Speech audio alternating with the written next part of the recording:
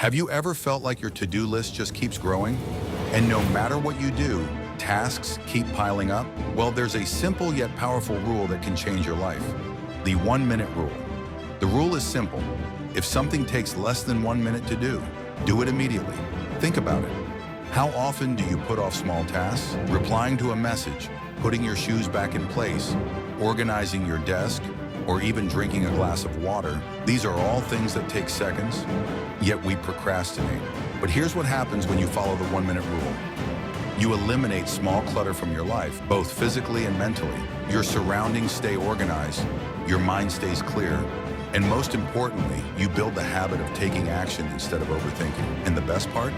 This small habit leads to big changes. Once you get used to handling tiny tasks immediately, you'll find yourself tackling bigger challenges with more confidence.